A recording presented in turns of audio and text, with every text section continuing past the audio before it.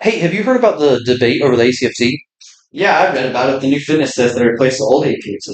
Yeah, the ACFT was designed to assess soldiers' fitness for combat tasks better, but there's been a lot of debate about whether it accurately reflects soldiers' roles and if it's fair or not. Well, from my understanding, the current ACFT standards are based on a soldier's age and gender, right?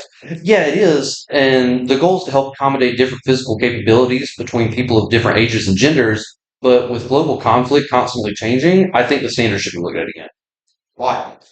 Well, I believe the Army should base ACFT standards on MOS rather than age and gender. This way, soldiers would need to meet the specific physical demands of their roles. That does sound interesting. Why do you think MOS standards would be better? Well, for one, it ensures that soldiers are physically capable of performing specific duties. Take an infantry soldier, for example, as opposed to a logistic soldier. An infantry soldier would be expected to move unknown distances with upwards of an 80-pound ruck in full kit and still be expected to maneuver on an objective in a firefight.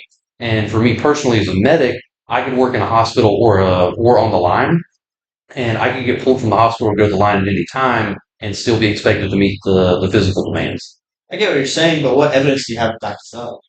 Well, so I'm sure that you heard about the RAND study that the Army had done for the ACFT.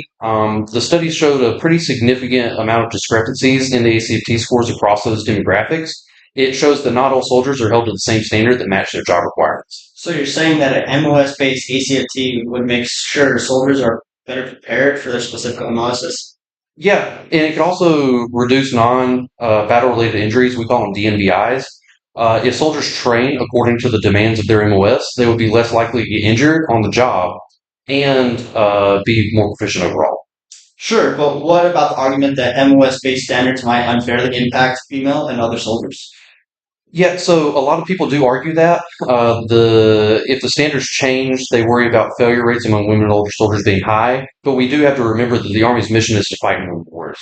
If we lower the standards to increase pass rates, we're only going to compromise readiness and overall operational effectiveness. True, but wouldn't focusing on MOS-based standards risk losing good soldiers due to high failure rates? Yeah, so that is possible, but the goal is to have a physically capable force that can perform tasks required of them. This approach promotes fairness and equality because it evaluates everybody by the same job-related standards, not by age and gender. I can see the fairness in that argument. If every soldier knows that their peers, regardless of gender or age, have met the same physical requirements from their MOS, it could improve unit cohesion. Yeah, exactly. And I'm sure you heard of Captain Rice. She was one of the first females to graduate Ranger School, and she was the first female infantry officer. So she argues that different standards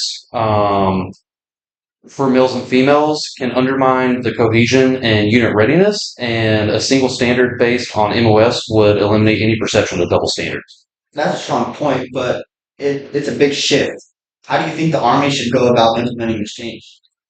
Well, it would need to be a careful rollout with plenty of training and education, but ultimately, aligning the ACFT with MOS would better prepare soldiers to accomplish their missions, strengthen the Army, and improve overall readiness.